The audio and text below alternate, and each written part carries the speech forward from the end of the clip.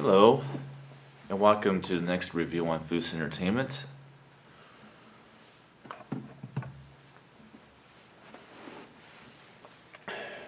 And next we will be reviewing, obviously, Friday the 13th, Part 3, which is in this box set.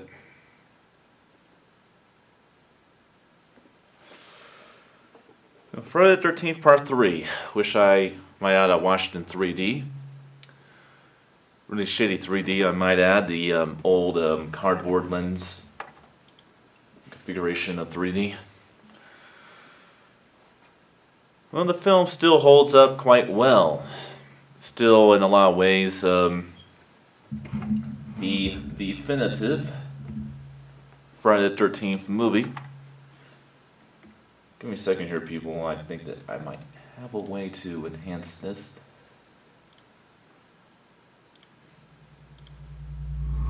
Well, that wasn't a good idea.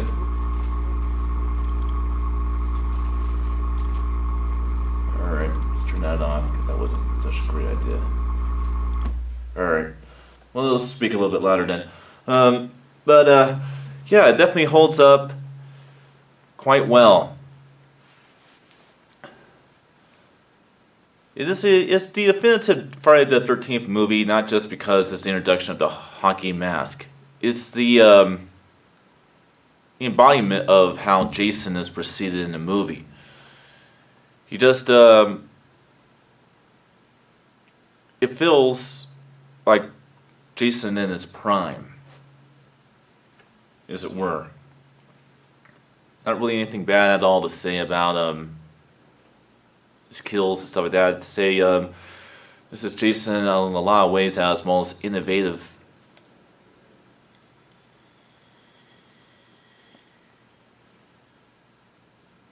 And the second film was great in my opinion, but this one certainly is a step up from the second movie. Came out in 1982 during the summer. And definitely a good installment. Definitely never had anything bad to say about this one. Whoa. Man, I have little issues today, yeah. You know, I got a good idea. How about just put it right here? There we go. Sometimes microphones can be a little bit of a bitch. But, you know, it's good. I won't edit that. Shows a little bit of character. But, basically, I just really always enjoyed the movie. I thought that what really worked well is that it kind of feels like the first Friday the 13th film that kind of celebrates the holiday of Friday the 13th, if you want to call it a holiday, but sort of the franchise.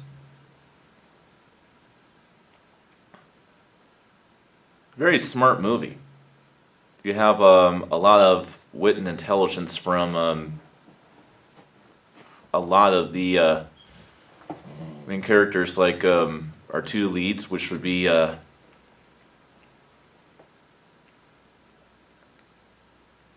character of Chris, who was our main heroine, and her off and on again boyfriend Rick.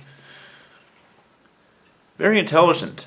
This is also where the perks of the practical joker, the sex crazy couple,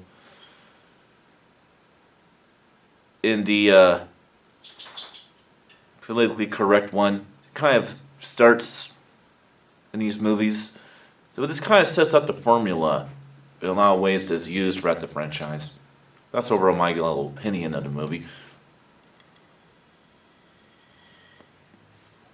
Now the premise. Now, interesting enough, this is still very realistic, Friday the 13th, because Friday the 13th Part 3, 3D, takes place on Saturday the 14th. like I said, part 2, 3, and 4 take place over the course of 3 days. So it's realistic.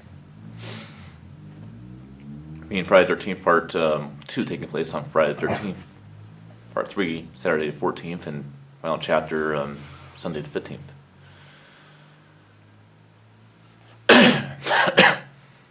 Well, the aftermath of the killings from the second movie are over the news. Got ambulance and trucks going over the place.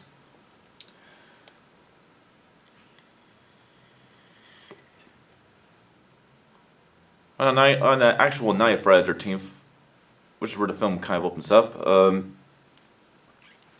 Curse on the Loose. These really, I don't know why they are actually together. They don't match up. Kind of a mismatch couple. He runs a convenience store. Jason basically kills him, which leads into the morning, in which Chris and her friends are driving to a 2-week getaway during the summer to a place called Higgins Heaven, which is a ranch just pretty much ran by her on and off again boyfriend who helps around, and of course owned by her parents. And basically that's where killings start to take place. Actually, it starts with a biker gang that was wreaking havoc with a couple of our characters who needed to get some food at probably the same convenience store, actually. I guess this mismatched couple actually had employees or something. And well, they accidentally run into their bikes. These two that are driving this car. It was a slut bug owned by Rick, our boyfriend character. And well, they go back to the camp with the attention to or the farmhouse. I'm sorry, I keep saying camp, so let's say farmhouse. Go to the farmhouse with the intention of setting the barn on fire. Well, they don't get that far because Jason demolishes all 3 of them. Black woman, and our black boyfriend, and a crazy white guy that smokes cigarettes too much.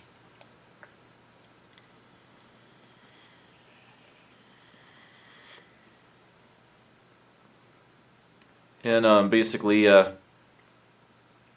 after that, Jason makes his way to killing off all of our characters with very innovative deaths.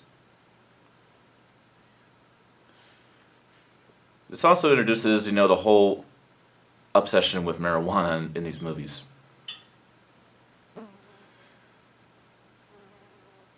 And one by one, he does. In Jason's style, he kills all of them, leaving just Chris and Rick in the end. Which brings, of course, to the most famous 3D effect of the movie, when Jason is actually doing his trademark move, which you don't see often in the movies, where he literally squeezes someone's brain, literally into where their eyes pop out. And then in its 3D effect, the eye pops out really well, just like that. When it comes to Rick's demise. We also find out that Chris has had an encounter with Jason about 2 years earlier and survived her attack. And when she has to confront Jason at the end, she discovers that he is not a figment of her imagination, that actually happened 2 years earlier.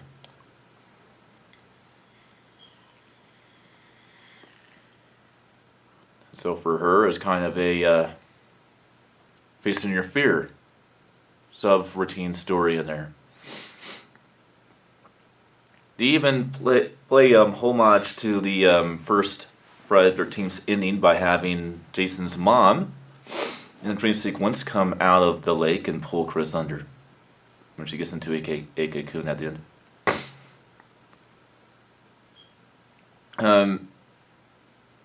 And then she is, of course, in traditional Friday the 13th style, hauled away in the ambulance at the very end, and that's pretty much how the movie ends. The audio and video quality. This is the only Friday the 13th movie other than the remake.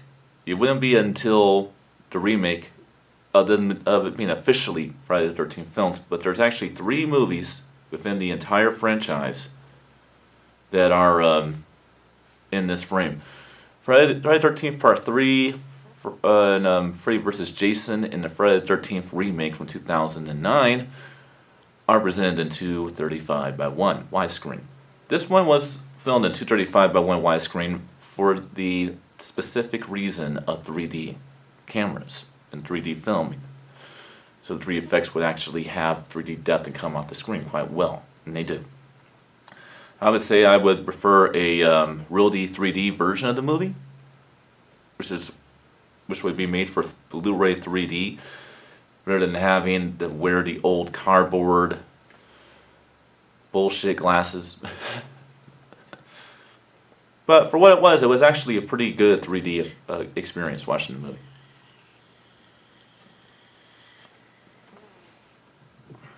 And I definitely enjoyed it.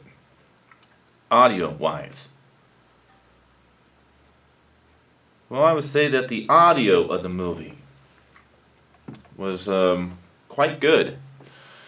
Had a lot of good direction, but this felt like a neutral track to me. It felt like they could have done more with this one. Unlike the last movie, Friday the 13th Part 2, this had a lot of effects that flew around. This one doesn't really have as many. But this is more of an effect movie in terms of visuals, not really of audio. We'll see what happens with Friday the 13th, the final chapter. That had the same issue as well. Things where they didn't get really... Actually, to be told, Friday the 13th, the final chapter actually might be really good just because of the fact that it's the first one that would have DTS HD Master Audio. I don't know. Like I said, we'll find out when we get to that one tonight after work. But overall, pretty solid track. Could have been better, but it's not bad. And well, that's pretty much my opinion on in my review on Friday the 13th 3D, also known as Friday the 13th Part 3 from 1982. Did you like the movie? Did you not like the movie? Do you like this video? Do you not like this video? As always, subscribe if you would like. Wouldn't mind. I actually like it when I see a new subscriber, but it's up to you. It's not up to me. Check back from time to time. Share this video with friends, whatever you want, and I will see you guys next time for my review of Halloween 3 Season of the Witch from fall 1982, which I will be doing in just about a minute. So I'll see you then.